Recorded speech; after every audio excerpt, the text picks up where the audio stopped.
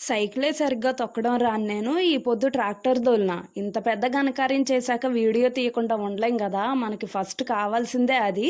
అందుకే వీడియో కూడా తీసేసుకున్నా.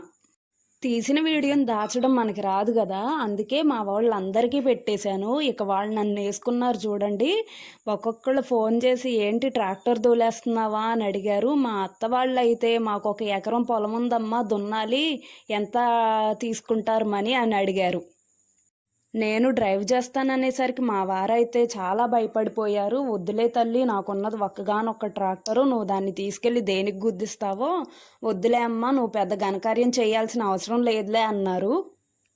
మా వారు పక్క నుండి, "ఇక తోలింది చాల్లే తల్లి, కిందకి దిగమ్మా" అంటున్నారు.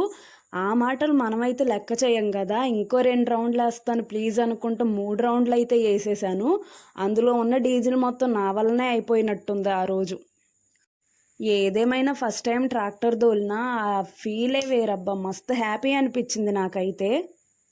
అప్పుడప్పుడు ఇలాంటి సరదా పనులు చేసుకుంటూ మన లైఫ్‌ని జాలీగా పోనిచ్చాలి. ఇంతవరకు నా వీడియోని చూసి లైక్ చేయకుండా, సబ్స్క్రైబ్ చేయకుండా వెళ్ళిపోదాం అనుకుంటున్నారా? అలా కుదరదండోయ్!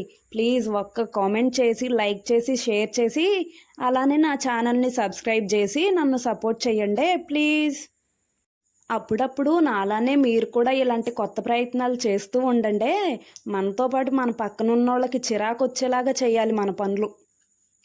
సర్లే మరి ఇంకెళ్ళొస్తానండి. మా వారికి పొలానికి వెళ్ళే టైం అవుతుందంట. ట్రాక్టర్ ఇందాకటి నుండి అడుగుతున్నారు. Bye bye.